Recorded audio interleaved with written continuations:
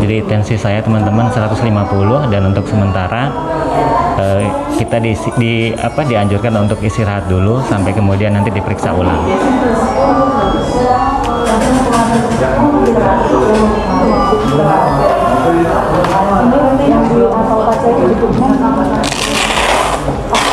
Berapa? Kalau boleh tahu dok, itu sampai di toleransi normal berapa bisa dilakukan? Tekanan darah normal 120/80 itu sebenarnya tinggi.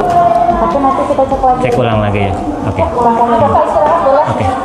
Makasih. Ada Mas Agus. Makasih dok ya, Malia. Dan teman-teman, bagi tenaga kesehatan atau calon yang akan diimunisasi, divaksin itu tensinya tinggi ya. Seperti contoh ini adalah Bapak Agus Wondo, tensinya 160. Nah, karena 160 tidak bisa langsung divaksin karena batas toleransinya untuk bisa dilakukan imunisasi atau pemberian vaksin ini adalah tensi berkisar 100 sampai 130 dengan berbagai pertimbangan yang lainnya tentu yang dilakukan pada saat screening oleh tim dokter. Nah, jika memang ditemui tekanan darahnya tinggi, maka yang bersangkutan dianjurkan untuk istirahat dulu sejenak, menenangkan diri sampai sekitar 15 sampai 20 menit. Lalu kemudian habis itu dilakukan pemeriksaan ulang tensinya dengan harapan dengan kondisi yang sudah tenang, karena boleh jadi teman-teman proses naiknya tekanan ini karena mungkin rasa kekhawatiran, rasa was-was ya yang sangat manusiawi. A few moments later.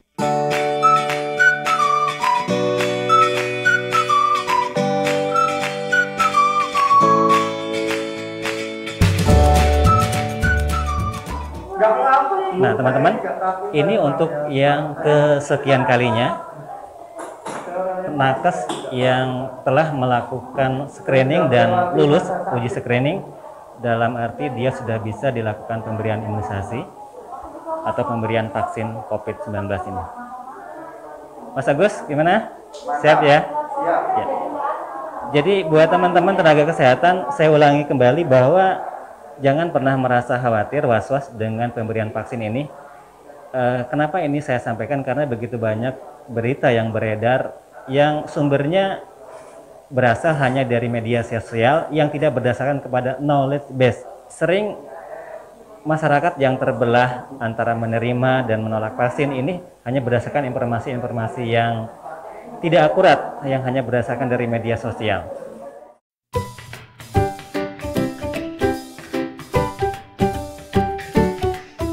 Nah teman-teman, setelah meja yang pertama itu meja pendaftaran, kemudian yang kedua meja screening, yang ketiga meja vaksinasi, maka meja yang terakhir ini adalah meja keempat, yaitu pencatatan dan observasi. Nah kita ingin tahu nih apa peran dan fungsi dari meja yang keempat ini. Mbak Nirmala ya, Mbak Nirmala bisa bantu kita apa fungsi dari meja 4 ini, bisa dijelaskan? Jadi fungsinya dari meja 4 ini yaitu tempat observasi pasien yang sudah dilakukan imunisasi vaksinasi COVID-19 ya. Nah, jadi di observasi ini kita akan melihat apakah ada kejadian ikutan pasca imunisasi atau yang disebut dengan KIPI atau tidak. Kalau misalnya nanti ditunggunya sampai 30 menit. Nah, setelah vaksinasi, kalau misalnya nanti pasien sudah pulang sehat statusnya, jadi tidak ada kejadian ikutan pasca imunisasi tadi, maka akan diberikan kartu vaksinasi. Jadi pasien akan kembali lagi di 14 hari setelah vaksinasi ini. Jadi setelah dari meja vaksinasi itu pasiennya, penderitanya ke sini ya? Iya betul. Kemudian di sini langsung diberikan kartu enggak kan? Diawasi dulu ya? Iya, jadi nanti ada sampai berapa menit tadi? 30 menit. Jadi teman-teman setelah divaksin itu nggak langsung pulang, tetapi memang dilakukan observasi atau pengawasan sampai dipastikan bahwa yang bersangkutan itu dalam kondisi aman gitu ya? Jadi sambil nunggu juga Pak, kita di petugas observasi itu melakukan penyuluhan. Oh, ada penyuluhan. dengan COVID-19 ini. Ya, jadi bukan hanya mendapatkan vaksin, tetapi juga mendapatkan edukasi teman-teman, agar yang bersangkutan paham tentang vaksin ini dan kemudian apa yang menjadi hak-haknya begitu kira-kira Mbak. Oke, makasih Mbak Nirmala. Oke teman-teman, sekarang kita akan sama-sama menyimak proses edukasi dari petugas meja keempat, yaitu pencatatan dan observasi kepada tenaga kesehatan yang baru saja diberlakukan atau diberikan vaksinasi. Tadi Ibu sudah melakukan vaksinasi ya. Nah, jadi ini adalah vaksinasi tahap yang pertama. Jadi nanti ada lagi vaksinasi tahap yang kedua, itu nanti pemberiannya 14 hari setelah tanggal ini ya. Jadi tanggal 13 Februari nanti Ibu bisa datang lagi ya. Nah, kemudian walaupun sudah divaksinasi ya Ibu ya, jadi harus tetap menerapkan 3M. Sudah tahu ya Bu, 3M itu apa? Ya, jadi apa aja? Yang pertama harus memakai masker ya, kemudian yang kedua harus mencuci tangan dengan sabun ya Bu ya. Nah, dan yang ketiga adalah tetap menjaga jarak ya, jadi harus tetap tenang juga ya. Jadi kita harus menjaga diri dan juga menjaga sesama ya, seperti itu. Ya, kalau misalnya nanti ada keluhan kayak gitu, seperti itu nanti di kartunya Bapak dan Ibu ini nanti ada call centernya, jadi nanti bisa menghubungi di nomor tersebut ya. Tapi semoga tetap sehat ya setelah vaksinasi, juga jangan kendor ya yang 3M-nya ya Ibu. Ya, terima kasih. Iya, Mbak Nirmala, ini kan proses pemberian vaksin ini 2 kali ya? Iya. Nah, jarak dari sekarang, dari pertama yang kedua itu berapa tadi? 14 hari. 14 hari. Setelah itu kembali sama ya, dilewati proses tahapan ini juga? Iya, sama. Screening sampai vaksin. Nah. Oke, Mbak Nirmala, terima kasih. Selamat bertugas kembali. Nah, teman-teman, saya baru setelah di screening yang kedua, dan karena di awalnya tensi saya sempat tinggi, mungkin karena saya khawatir was-was teman-teman, dan setelah dicek ulang, setelah istirahat kurang lebih 30 menit sampai 60 menit atau 1 jam, tensi saya sudah turun dan layak atau memenuhi persyaratan untuk bisa diberikan vaksin. Oke. Boleh duduk Mbak? Silakan duduk Pak. Bagaimana, sudah siap divaksin? Siap, insya Allah siap.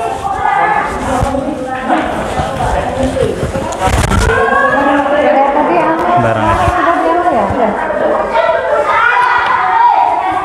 Ya teman-teman, lagi divaksin.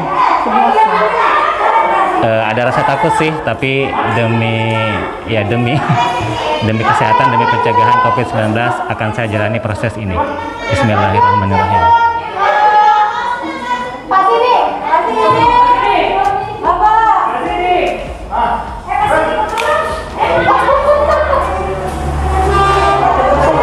Sudah. Nih, pegangin kan? Oke, alhamdulillah teman-teman sudah divaksin. Nah, setelah divaksin kita akan mendapatkan apa ini Mbak? Kartu ya? Oh iya, kartu vaksin. Kartu yang membuktikan bahwa saya sudah divaksin. Dan di sini diberikan, bisa di zoom, label apa ini? Vaksin. Label vaksinnya ya? Jadi dari sini nih. Ya. Nah, bayangin Bang, sedetail itu teman-teman untuk proses pembuktian bahwa saya benar-benar diberikan vaksin. Sah baik secara fakta diabadikan, didokumentasikan, maupun juga secara bukti fisiknya vaksinnya udah dipakai. Oke? Kita ikuti proses selanjutnya. Nah, sekarang ke meja yang keempat, pencatatan dan observasi. Permisi, wes. Sudah divaksin Pak? Sudah. Ini teman-teman ada proses input data ya Mbak ya. Input data, dan seperti yang telah sebelumnya, kita akan diberikan edukasi, akan diberikan knowledge yang terkait dengan proses pemberian vaksin ini. Dia lagi nulis Mas, lagi nulis. Jadi masih proses pencatatan teman-teman. Sudah divaksin ya? Sudah ditanyain saya Mas. Sudah dikasih senyum juga saya. Jadi teman-teman, ini petugasnya ramah-ramah, bener ramah banget. Walaupun saya nggak melihat senyumnya, tapi bisa dirasakan di hati. Modus. Saya yakin dan percaya akan hal itu. Karena apa? Karena sesuatu yang disampaikan dari hati itu katanya nyampe ke hati juga. 30 menit ya Pak ya? Jadi saya istirahat 30 menit dulu. Ya, 30 menit. kami panggil lagi. Oke, saya tunggu dulu ya Mbak ya. Iya, benar Pak ini. Nanti diobservasi dulu ya. Nah, dapat juga kan hasilnya. Nah, teman-teman, di proses meja keempat ini ada yang namanya, ini kan pemberian vaksinnya 2 kali. Di sini sudah ditulis bahwa rencana dosis yang kedua itu tanggal 13 Februari. Persis 14 hari kemudian, Mbak ya. Oke, saya tunggu dulu Mbak, 30 menit. Nah, teman-teman, setelah menunggu kurang lebih selama 30 menit, saya kembali diperiksa ya, menghadap meja 4, meja observasi. Ini Mbak. Ya Pak. Jadi tidak ada pipi ya Pak ya? Keluhan ya? Iya, keluhan. Nggak ada, alhamdulillah. Ini nanti kalau misalnya sampai rumah, misalnya ada keluhan, nanti Bapak bisa menghubungi ini ya, apa call center di Siap. Dan karena tidak ada sisi, ini Bapak dapat vaksinasi COVID-19 ya, Kak ya. Nanti di bawah, ini di bawah kartunya pada waktu tanggal 13 Februari 2021. Ya. Oke. Yang benar pakai masker, Mas. Oke. Jadi teman-teman, saya mendapatkan printout berupa kartu vaksinasi COVID-19. Fungsinya adalah untuk memastikan bahwa tanggal 13 pemberian vaksin yang kedua saya bisa kembali hadir dan mendapatkannya. Oke Mbak, ada lagi? Ya, sudah itu aja ya Pak ya. Terima kasih Mbak Nirmala. Oke teman-teman, kita telah melalui proses pemberian vaksin dan saya salah satu objek yang orang yang mendapatkan vaksin sebagai tenaga kesehatan. Tentu ini menjadi kabar yang menggembirakan, kabar baik. Kenapa? Karena memang ini adalah salah satu ikhtiar yang dilakukan oleh pemerintah Republik Indonesia dan secara global tentu dunia. Nah, harapannya tentu ini menjadi awal yang baik untuk mendapatkan keterlibatan serta peran serta aktif dari seluruh masyarakat, dimulai dari tenaga kesehatan. Nah, teman-teman, saya ingin mendapatkan informasi yang bisa mungkin memberikan semangat buat kita. Ini di sini bersama saya ada Mas Agus, beliau adalah petugas salah satu yang memang membidangi masalah ini. Mas Agus vaksinasi. Nah, Mas Agus, kira-kira seperti saya kan udah dapat vaksin ini. Nah, selanjutnya apa yang harus saya lakukan? Jadi bagi teman-teman, terutama yang di samping saya, teman saya sejawat, jadi setelah dilakukan vaksinasi di tanggal 30 Januari 2021 sebagai tahap pertama, jadi kita akan melaksanakan vaksin kedua lagi setelah 14 hari setelah hari ini. Nah, jadi tetap jangan kendor 3M-nya. 1. Menggunakan masker, mencuci tangan, dan tetap jaga jarak. Selain itu, karena ini vaksin tahap pertama, jadi masih belum maksimal. Masih sebagian tubuh kita merespon bahwa vaksin ini fungsinya masih belum maksimal. Jadi menunggu vaksin kedua pada 14 hari berikutnya sehingga vaksinnya bisa secara maksimal efektif melindungi tubuh kita. Jadi kalau bisa dijelaskan, ini sebetulnya vaksin yang pertama ini dia berfungsi sebagai apa? Ini kan belum jaminan. Jadi fungsinya apa yang vaksin pertama ini? Jadi vaksin pertama ini ibaratnya dia memperkenalkan tubuh kita. Adaptasi ya? Adaptasi dulu di awal, tapi dengan dosis yang masih sedikit. Kita tidak bisa memberikan secara banyak, full. Jadi perlahan-lahan. Jadi ada 2 dosis yang kita berikan. Dosis pertama tadi sudah dijelaskan ya, Mas ya. Jadi 0,5 mili di tahap pertama, nanti di tahap kedua juga 0,5 mili. Jadi semakin maksimal lah nanti ketika sudah divaksin tahap pertama, di tahap kedua tetap dilakukan vaksin lagi. Oke. Jadi teman-teman, sesuai dengan keterangan dari Mas Agus bahwa ini memang bukan akhir dari segala-galanya ya. Jadi masih belum mendapatkan perlindungan yang sempurna, tetapi ini adalah ikhtiar kita. Ikhtiar kita bagaimana agar kita bisa terproteksi dari virus COVID-19. Oleh karenanya, maka yang kita lakukan seperti memakai masker 3M itu ya, itu tetap menjadi hal yang melekat pada diri kita, yang menjadi habit dalam kehidupan kita sehari-hari. Oke Mas Agus, terima kasih. Semoga sukses. Terima kasih teman-teman semuanya. Saya doakan teman-teman khususnya tenaga kesehatan untuk tetap semangat dan jangan pernah ragu, jangan pernah terpengaruh dengan berita-berita yang sifatnya tidak knowledge based ya, hanya berdasarkan pada informasi yang beredar di media sosial.